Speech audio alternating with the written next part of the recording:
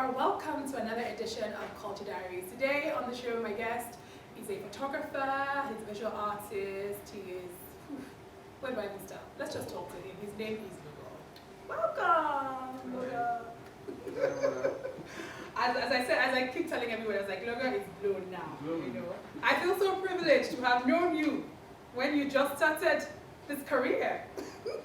Well, you're a superstar now. I am. No, but seriously, good to have you here. And really, I'm grateful for your voice in the world. I don't know, I'm trying to think, let's go back. Looking at sort of the aesthetics in Monochrome Lagos and that particular project. Yeah. And I know we've talked about this personally before, and the idea of, you know, you did actually mention that, you know, if you're from Lagos, Lagos numbs you. If you're not from Lagos, it excites you, it fascinates you. Yeah. It's just whimsical. It's everything that you imagine I've never imagined in your life before. And you strip it down to black and white. And I think one of the things that I found within that stripping down is not only the quietness to force you to observe or to force you to look further, but I think it's also seeing, because the city feels like it's not symmetrical, right?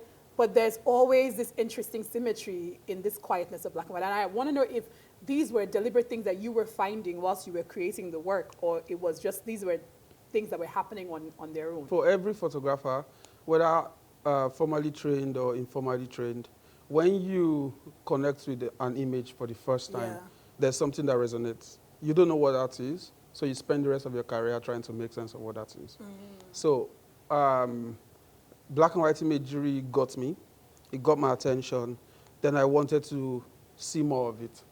Then I was studying more of the people who were shooting like that. Yeah. Then I realized they had an intent behind shooting like that. Then I learned what their intent was, which was the aesthetic structure of lines, forms, patterns. That is nice. Yeah. You know? Then you now realize that, okay, beyond using those formal structures to present the visuals, because first of all, whether there's a story or not, a photograph is first of all a visual form. So they mastered what that visual form was, and they now add an abstract intent or an artistic intent or a storytelling intent to it. So my process from getting struck to learning gave me like a sort of like an academic curriculum to follow. Okay. So when I was learning their eye and the structures, I started looking for what they were seeing in Lagos. So I would wake up because at the time I was shooting almost every 4 days a week, 5 days a week sometimes. And I could wake up today and say, okay, I want to shoot like Diana Boss today. And I'll go out on the street looking for specific imagery that looked like our portfolio. Or the next day I'm like, okay, it's Andre Ketes. Or tomorrow is Ojekere. Okay. Or next week I'm like, okay, I want to shoot like, I'll just pick a name. And I go out with that personality. So by trying to shoot like them, I was looking for the aesthetic value of their work in Lagos. And the truth is, Lagos has it all. This is a city that has existed as old and as interesting as those cities they shot, like the New Yorks of this world. Lagos has that much history in it, either in terms of people that have passed through it or the kind of life they've lived. So assuming their eye, I was lucky that I was seeing what they saw in the city, but I was the fortunate observer, so it became my work. But in truth, I was curating all these influences through the city. Yeah. Ooh. That's so interesting to me, because I also feel like there's a performative aspect to that, where you assume an eye of, say, a Diana Boss, or as you said, a Pao Jekere. In those different characters, what were you seeing differently? I think it's two things. It was an academic muse and canvas relationship, which is I want to become a photographer, so I would learn like this person. And secondly, it was me trying to make sense of that new city I had found myself. So I knew I loved the city beyond photographs. I mean, I told you poetry. So I was fascinated by the city, and I was trying to discover it. So this was me like being a young person in the city, also being a Nigerian, you know, I've migrated to this place to define my life. So I was performing that young man role. I was throwing myself at things, I was experiencing the winds, the loss, the adrenaline, the joy of finding the new corner. Photography was just an excuse to document it. I was being the Lagosian that I was supposed to be as a young person. And again, remember, the city has existed long enough like those cities. But if you don't throw yourself at it with that kind of bohemian intent, you might not discover all those underbellies. But the more you discover those underbellies, the more you draw the parallels with every great city in the world. And I was just that willing audience who was also fortunate to be an artist who was learning a craft. You know, so that was how I was looking at that. And again, you said performative, right? Performative is the true word, because we don't really think of Lagos on that formal level. We don't attack it as a, as you know, when we go to the kind of intelligent events that we attend as creatives, we meet ourselves. I like the way you said intelligent events. Yes, now. You make us sound so pretentious. No, but imagine when Goethe puts us together in the room and say, okay, we're trying to understand migration, for example. It's a selected group of people you will meet in the room over time. It's always the same group of people, because we are those few who are looking at the city from that academic standpoint. And when you look at a structure like Lagos from an academic standpoint, a creative academic standpoint, you have to perform to make sense of it. So whether you are a performance artist who needs to now find an epicenter of the action in the city and display your wit, or you're a musician who needs to sing about Lagos, or you're a writer who needs to wax lyrical, or you're a photographer, no matter what your own calling is, you must perform. Do you think that the city demands a performance of you to survive it? By default. I'll give you an example. You're a tourist, a white tourist, just walking on the streets of Lagos. Nowhere else in the world will somebody call you Oyinbo. It can't allow you just go.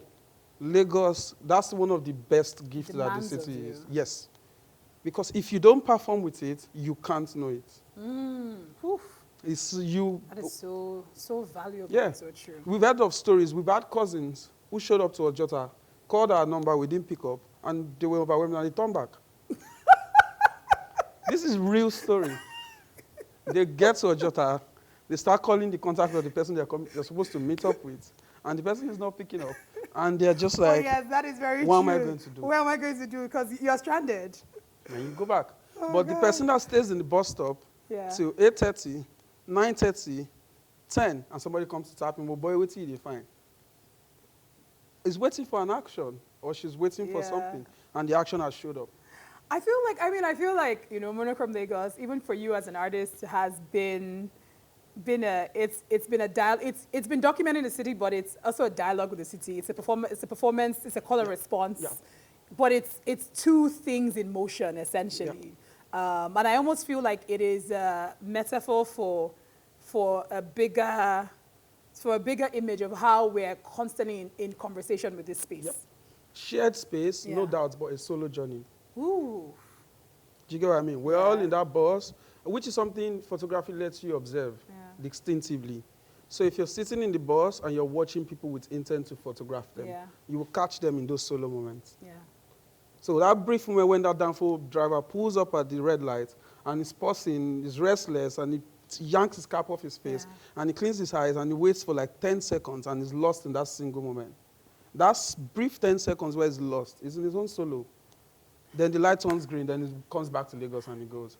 That's where I make my image. Can I just say, I see this loneliness in the images. Exactly.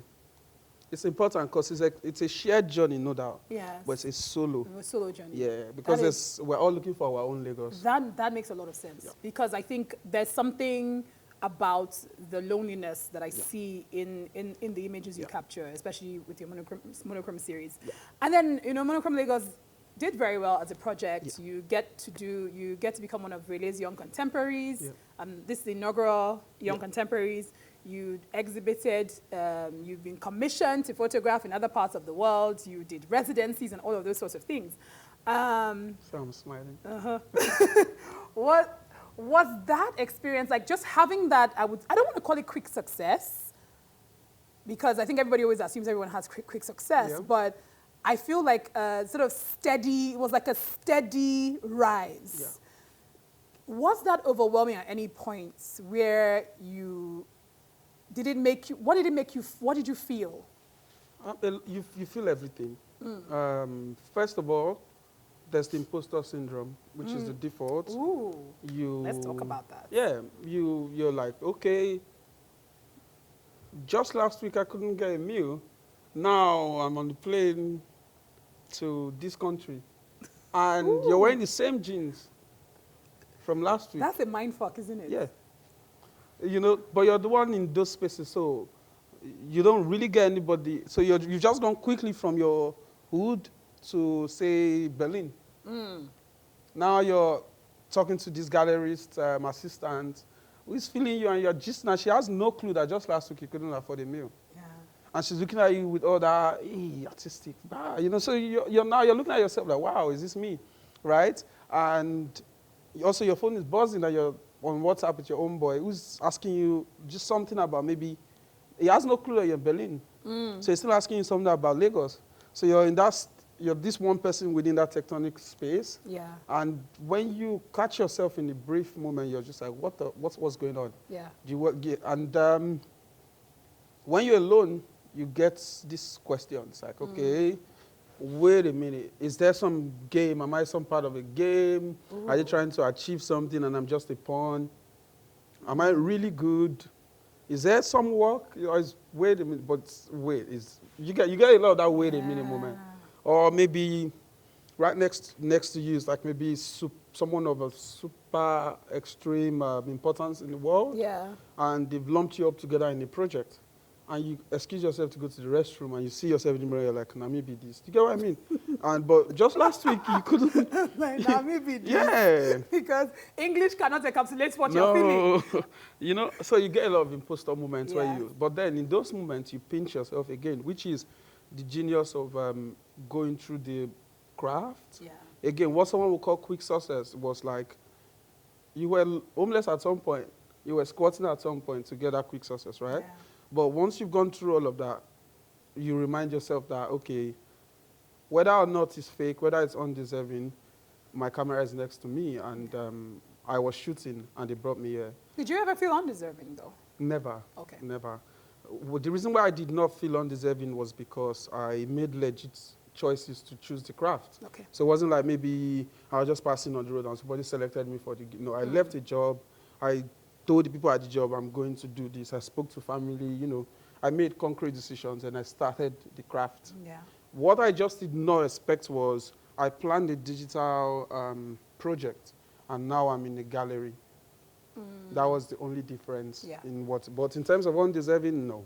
Okay. No. I was sure of what I was getting. And then at this point, you now start to experiment with visual arts after this. Yeah. And I'm wondering...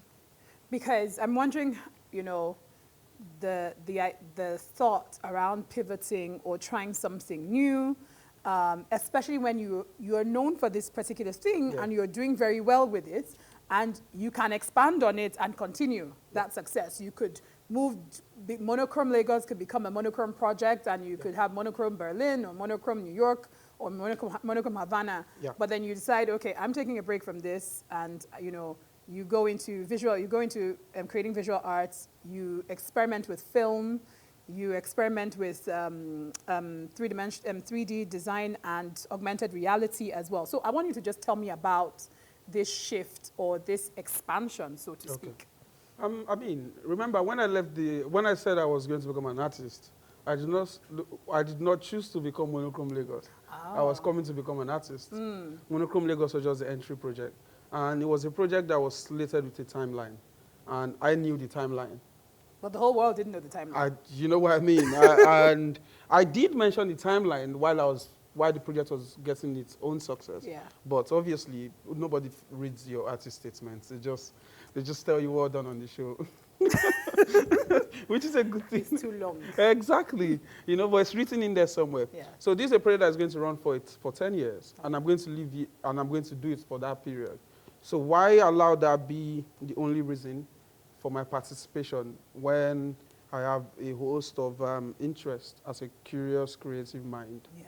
You know, and again, it's about not centering yourself as some sort of special, you know? again, you know, you've heard these things in paraphrases about the medium is the message or the work is the medium. We've heard it in all forms. So I've always maintained that I'm just some sort of portal for all the kind of creativity that will come out of me while I'm here. So Monochrome Lagos is one of them. My paintings are going to be one of them. My writings, my tech experiments, and whatever it is I do as I grow would all be an encompassing portfolio of my creativity while I was here. Yeah.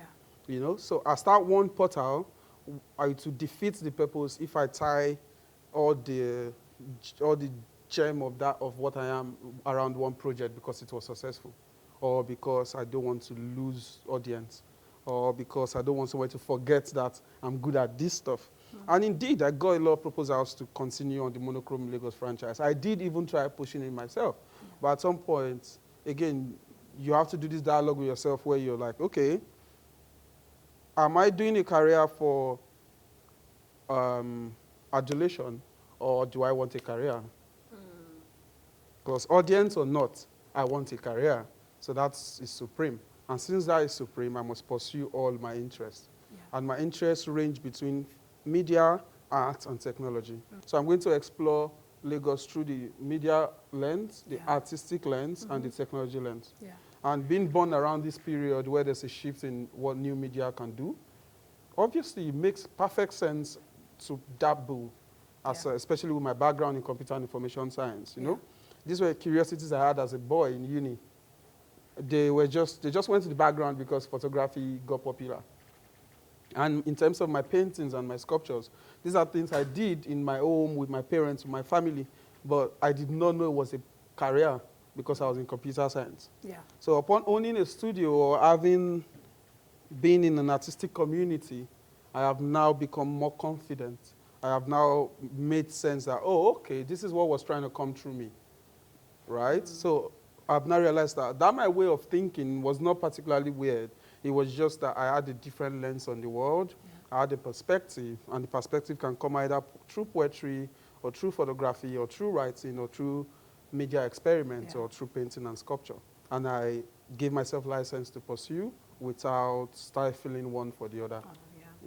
I think it's very interesting that you mentioned the thing about audience, right? And how, you know, of course, the audience wants you to continue this project, and you're like, well, it's a 10-year project, and I have other things I want to do as well. Yeah. And I want to talk about, you know, and I think specifically even us, both of us, being artist-centered in this sort of very digital space where a lot of our careers were pretty much, for those of us that started on Facebook, for some people it was Instagram. A lot of our careers were pretty much born online, creating community. Literally. You know. Way before the lockdown. And I think, you know, for me personally, something that has been occupying my mind for the past year has been the psychological effect and impact of having this constant audience feedback and interaction on your work and how it moves and how you create. And I want to know your own experiences with that, because, you know, you're constantly having that. And then even the moment where you want to even, you're pivoting or you're expanding and nobody is reacting. You're like, and what does that do to you? You know, what does that do to you? Do they not like me again? Do you know what I mean? And I feel like we don't talk about this enough. I want to know your own experiences with that. So I think, first of all, I battled with it. Normally, when I got the break and there was good reaction, then I was trying new stuff and I'm not getting the reaction. Ego was attacked. You're just like, wait a minute. Ego is a demon, man. Which is beautiful because I changed the Monochrome Lagos handle from my name. I made it what it was. Yeah. Then I separated myself. Then the self did not get attention. And I was just like, wait. That moment where you are defined by your work. Exactly. Which now, a lot of the time, when that happens, creativity will remind you that you're the performer. Ooh. You get what I mean? Yes. Yeah. That's the moment you realize that, wait a minute. They are booing me now, but maybe they're not even booing me. Or they're not even saying anything. They're just not reacting. That's because you've not turned on the light again. So the moment you remember that you were the one in charge of the light and you're the puppeteer and the performer, you get back to the same spirit. Yeah. And you remember again that when you were doing the initial dance, not everybody gathered at first. Yeah. So you remember the days that you started? But then isn't there, I don't want to say a negative, It is. but yeah, I was going to say, isn't there something wrong with the fact that we need That validation. yes, not that affirmation, that validation. Yeah, we need because it's that constant feedback loop. I'm thinking of it in relation to say maybe older artists who dangerous. didn't have yes, the It's dangers dangerous. of it essentially. I think what we should why I won't downplay is the danger of Yeah, it. well, like why do we need to turn on the light again? Can't we just exist? Can't we just create and exist? Why do we need to play to this virtual gallery? But we cannot. The world has changed, and we're the new players, and this is its new rule. Oof. You can't turn back the hand of the clock. Imagine actors Why do you have to say it that way? imagine the actors of Broadway Yes. who needed to pitch, who needed to speak loudly, who needed to gesture, and that was the core of the craft. Yeah. Then imagine the ones from the silent film era. Then now imagine the ones from the beauty era, where you just needed to be good looking and carry it with grace. So, those who needed to pitch would get mad at those who are beautiful because they're like, you don't even have any talent, and now they love you. So now, us of the digital era must understand the requirements of the new stage. Yeah. Which is why you see people on TikTok and you see some on Instagram, and they seem to get it so simple, and you're the one with the talent, and you're mad at it. You're like, how do they get this? Well, they're just making noise. How are they so good at this influence? Yeah. They just say one thing, and audience is there. Yeah. But you also need to understand that new stage is set, and it requires new tools. And if you're going to be the puppeteer in that new show, you must learn it. And you must also depersonalize it. Okay. That's I like where that. the danger is. Depersonalize yes, it. you must depersonalize it, because if you don't, then you're going to get mad at yourself. You think you're the one that's losing, forgetting that they've upgraded new stage. Yeah. So your stage just changed. Yes. It's not you. It's not personal now. So the medium is now this small flat screen and requires a different kind of dance. So the smart thing to do is, the period where there's a door, figure out what the dance routine is. Yeah. Be open to the new world if you want to play in it. But if you don't want to... I like that if you want to play in it, then be open to it. Yeah. Yes. If you don't want to, it's okay to... And there are many jobs in the game. You don't always have to be the one in front of the light. So you can move back now and figure out something else in the back end and enjoy and flourish in that and cross your leg and be great with it. But if you're going to play in the new one, open up and shame the one that is trying to shame you, that inner voice that is making you think that you're not good enough, that say, you want to be competing with all these children now with Instagram likes. Tell it, yes, I will.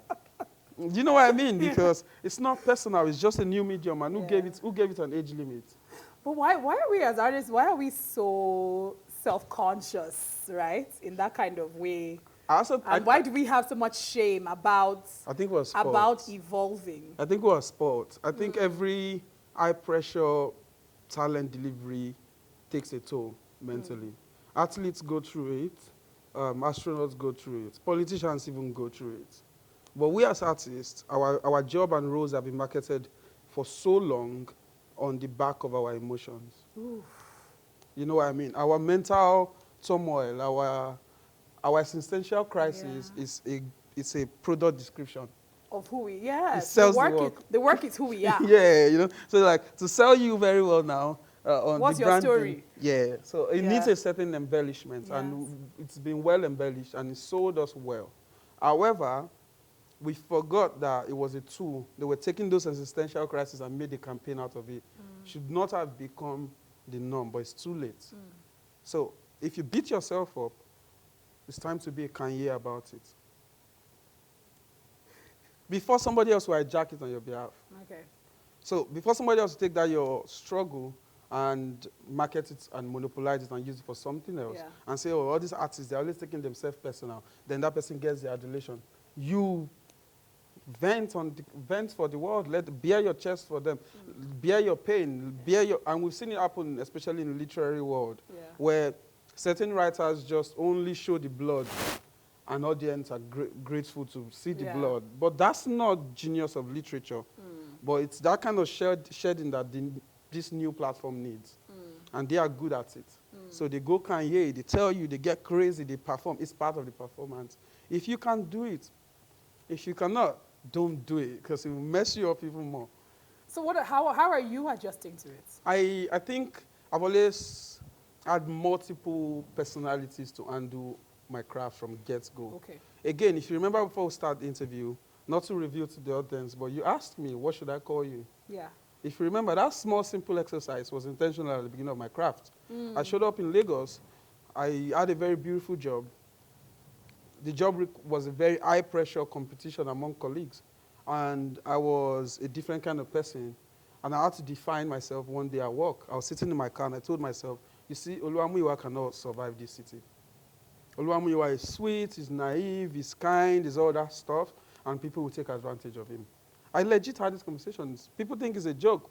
I was looking at myself in the mirror and I told myself, Oluwamuyiwa, you have to go back, and Logor has to come forward.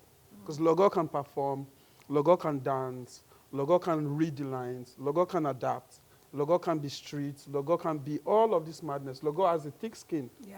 So I'm going to allow Logor and do this madness. While Oluwamuyiwa, who cannot? So that personality shift was intentional. So when the audience is not dancing, Logor can deal with the pain. You know? And when the audience is ready, Logor can stand up and speak. So I use that personality to undo the madness and allow the untainted part of me to be kept away from that. Yeah. And I keep that for friends, for family, for intimacy that requires a certain amount of honesty. Yeah. But when I'm dealing with the world on an artistic level, I remember that I'm the performer, and I don't take it personal. I depersonalize that one. So the self-preservation has to be very active and Very. everything. Like the watch on your wrist. You must always know what the time it is. Like, yeah, it's very important. Oh, wow. Let's very quickly, because I feel like we can talk some more. You know me and you, we can gist. It's our team. And then we won't even talk about the work. Let's talk about like even the series, the visual series with the Lotto number. Yeah, with Lotto numbers, so Baba Ijebu numbers. Yeah. And what informed that? Again, I mean, the core of my work is influenced by Lagos by default. Yeah. But not just only Lagos from a visual standpoint. It's also, all driven by visual standpoint. Yeah. That's the summary. But what am I looking at when I'm looking at the city? What's the backdrop of this city? So I'm taking this city and I place it on something, and I now photograph it. Yeah. You know? So Lagos is theatric. So I admitted that. Lagos is crazy. Lagos is beautiful. Lagos is in lines. Lagos is in pattern. But one thing was running through all these places as I was going through. Hustle was constant. Population was constant. Density was obvious, right? But also, the kind of visual culture that I was seeing everywhere else in the world I was traveling to was not evident here. We're not seeing the graffiti culture the way we saw it everywhere else. But for a city that's rebellious and active, why are there no graffiti? We're looking for, instead we saw political posters. You know, or instead we saw penis enlargement. This house is not for sale. This house is not for sale. Which is a form of art in itself when you think about it now. So when you look at the wall of a space, the priorities of the people jump out. Ooh, yes. So in all cities, whether you're in New York or the priorities of the people who jumps out from the out of homes advert. So you can either pay attention to the structured advert, or in a citizen-driven city like Lagos, you can pay attention to the theatrics of the citizens. Ends in this house is not for sale. Yes. Ends the church advert. Yes. Ends the penis enlargement advert. Yes. And important to note again, the job crisis and their commerce. Oof. So while I was digging through that, when I started working in the studio, I needed something that could represent a tangible material that could define the city. And that was Lotto. Yeah. So it wasn't just the betting in itself, it was the material. Yeah. It was like a backdrop, it was like a recurrent graffiti. You see it in Ikoyi, you see it in Egbeda. So whether the person is sitting there doing the Lotto service or not, the backdrop stays there. Come rain, come shine is on the wall. A lot of numbers, abstract numbers. And in visual art form, in art history, that's a very potent material. Repetition, color coding, patterns, forms. Then it's on a canvas, and it's right there every day. It was just too beautiful. I could not imagine. And you know, I think I also think about it in relation to the city. This place is a game of numbers. This place is a lottery. Exactly. You know, we're throwing numbers every day Exactly. and seeing which one, like, you know, which one's going to make it. So that was what influenced the body of work called fragility of hope.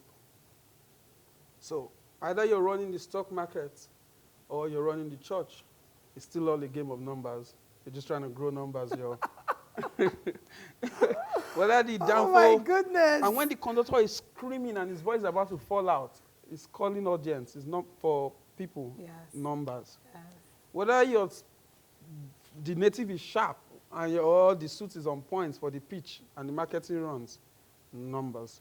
So it's all a race. So you're leaving your work at 3 o'clock because you want to get to Third Milan Bridge to reduce the numbers of the cars. So it's all that constant play of numbers. And it all boils down to the pockets again. If not, you leave the city. In the words of Jay-Z, numbers don't lie. You know, check the scoreboard. Numbers don't lie. You know, so while I was looking at that, the graffiti, the lotto number became the beautiful material that could now become a new metaphor in my work to talk about a lot of things. So I was using the lotto numbers, I was using mirrors and glass to talk about the fragility. Yeah. So the work did not really get the kind of attention, but it made brilliant sense for me, just like the black and white. So I just let it simmer. Now eventually, just like the black and white, they will catch up. Yeah. You know? So the glass was, if this piece of work slips off my hand now and it breaks, it's over, just like the city. At one point, what's the name of these guys that were seizing properties about? They turned to artists, they just graffiti people's houses every hour. Seized property. Keep off. Amcon. Exactly. Amcon was Basquiat. Amcon is the new Basquiat. You just about people's houses. you know? Oh my gosh. So a very well-to-do family could just go from being solid to say, was that fragile? Yeah. Or someone who had hustled so hard they arrived in Lagos at 25, and now they're 60 on top of their game where they're supposed to relax and enjoy. Kidney. Oof. Or an artist who was the genius of Nollywood, who has done so well, now is in Surulere, about to suddenly start enjoying his pecs. GoFundMe, because one sickness, you know. So it's a fragile city that was running on hope. And that hope was aggressive, but also cut across from the rich to the poor. There's something about artists in general who work out of this city, and I always feel like the city just embeds itself inside your marrow, like without permission. And I feel like you want to create work about something else, but you cannot help it. No, you can't. And which is a gift and a curse. Because you want, whatever we do, exists within a period, a time, and you want to represent your time well. So you remember Atlanta 96 and the footballer from that time. We can't forget the lineup because they played for that era and they were the genius of that time. So as an artist as well, you choose your period. Yes. So you want to be graceful enough that the period that existed in Lagos, what was that about? Was it charged enough to be called a time? Or was it boring and the city was not inspiring? But if you're fortunate enough to resist in a Lagos that is killing you softly, such that is living under your marrow, that's a gift. Because it means that now you can't blame lack of inspiration. It's inexhaustible. Yeah. So whether you're a disciplined artist or not, it's right there at your doorstep. So that's a grateful thing to have. But it's a cost because now you can't be anything else other than the Lagos artist. You know? It's a very abusive relationship, I always say. Which I'm sure you know about. I know it so well, so well. But we love it. We love it. We love it. So now you've also sort of veered into moving image. Yeah. You know, we're not going to talk too much, but we know that you worked on the Beyonce project as well. You've done work in virtual reality as well. And what have you been learning in sort of constantly moving your practice? Because I feel like, your practice is moving. It was still image black and white. It moved to visual art. It moved to moving image as well. Like, what are the things that you're finding that you're learning? What are the big things that are coming out for you? It's thematic. Again, it's thematic under 3 structures: media, art, and technology. Yeah. And what is important for me is that I don't want us to, as you know, I'm not from that group of people that complain about what should have been. So I ask, so we wake up today and we say VR would tell stories in a certain way, but assuming say the thing is cheap, if I don't buy them that year, learn them, you know, that would be the excuse if we did not catch up. Yeah. So I never want to be part of that generation that makes excuses like, oh, Lagos would have been dope if only we caught up on the VR thing. So I don't want to exist in a time where technology was at a beta stage everywhere else, and we had the opportunity to play in that room, but we slacked. Hence my foray into new media. And because I have the edge for it and I have the aptitude for it, and I understand that this technology is not going to come and tell new stories. It's just going to take old ideas and use its tool to make it interesting. Yeah. Since I understood it on that level, and I understood that alternative reality is not strange to us as Africans, you know? We've always put food at the junction as a way to talk to spirits. You know, we've always done things that was showing artificial intelligence on a spiritual level. So taking that kind of like traditional analogy allowed me understand new media.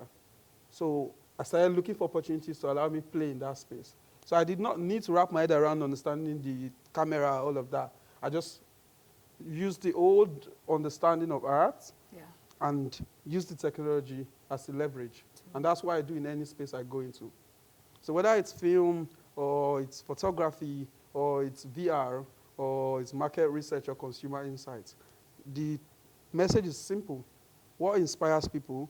What makes us tick? What excites our imagination? Once I figure that out, then I use the new technology to push that message.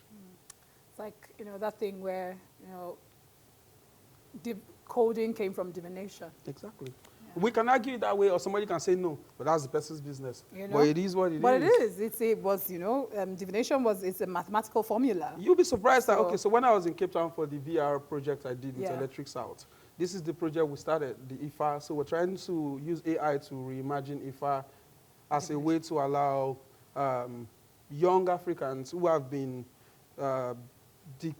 colonized with a concept of thinking intelligent practices within our own spiritual or history were crude. Yes. They can now, since the technology is easy to adapt, I mean, if it's not voodoo if you wear headset, Abi. Which is so interesting. Exactly. So we use this tool to reorientate you and decolonize, and then open up new pathways. I love that. It's simple. I love that. So as long as I belong to the team and I'm allowed to think with a group of people that are always on that cusp of allowing tools to teach us who we are, sign me up. I think I really love this idea of, you know, what we think of technology as this very forward thing, but you're seeing technology as a thing even to dig back into the past. It's a tool. It's a tool. As long as, because the past is the most authentic story we have. We were not fortunate enough to have grants that allowed us research into the future like every other part of the world did. You know? But we waste a lot of time complaining about that because we want to catch up and make ourselves feel good. And that's a huge waste of resources. And most of the time our future is in our past. Because it's clock. It just goes round. Oh, yes. It's there. It's always been concrete. In philosophy, they've done that job for us. Using our head to try and do that is a waste of time. But what we can do is understand the technology of the day, find where the missing link is, connect it, use our discipline and our artistic consciousness and creativity, you know, and now be the ones that are willing to commit time and effort, just like how you're doing. Like, look at the archive of Culture Diaries. Do you know how many people wake up every day and say, I'm going to start we suppose they archive all these people before they die. All the today, we suppose. There's always a we suppose. But there are people who are willing, who have the discipline, the attentive spirit, and the creativity to understand the tool. Will now look for the missing link and say, okay, where did we go wrong? We'll now take those old stories. And the genius of those old stories is that they were not archived in books. So people say we lacked archive. We did have archive, but they were summarized in phrases, in proverbs, and in stories, in our names.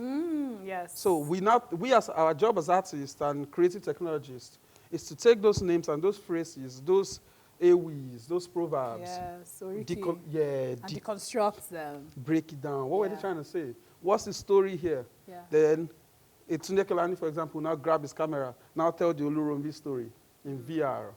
Ooh. You know? And Google will now put that on Google Arts and Culture.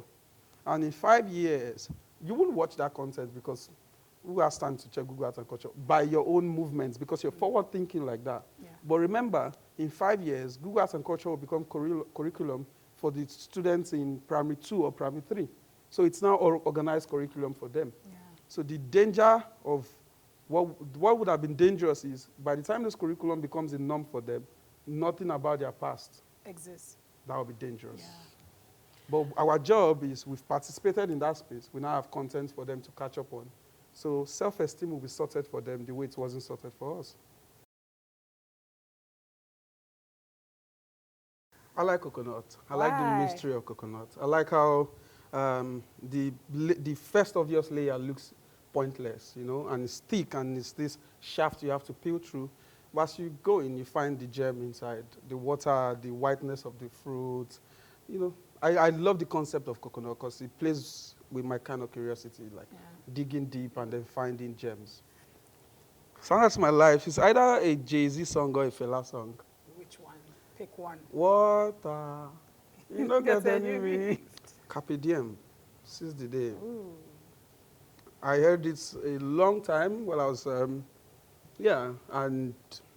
no matter the mood, no matter the situation, just seize the day and keep it moving. Okay. A lot of things that I now enjoy after a more relaxed approach are from a place of accepting that all of what you are can coexist if you are just a bit more organized. Do you get what I mean? You don't have anything to prove to one person by saying, because a friend reached out to me recently that she was going to leave her day job off the trajectory of what I did, and she wanted me to cheer her on. And I was like, sis, if you asked me, I wouldn't have left. And she was like, why? I was like, because I know Lagos better now. And I know that a lot of things I did needed resources that my job could provide. And maybe I could have been brazen enough to walk up to my boss and say, since I'm such a valuable staff, can I continue to work remote?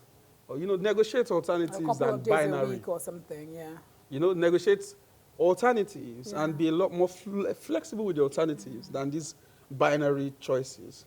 Because those binary choices were aggressive and things I experienced that became proper trauma, I probably shouldn't have. So it could be story, it could be fun, but what if I did not survive? So I should have taken it a lot more easy.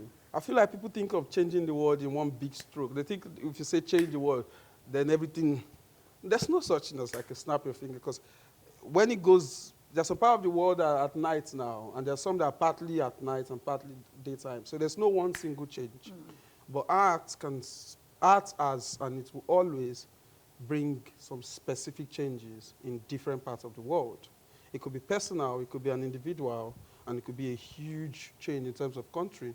We've seen for example, look at our sense of America today. It was literally influenced by the art that was coming out of America, from the film to the visual arts to the poetry, even just the black community alone, the amount of inspiration we got from the black community, the hip-hop revolution.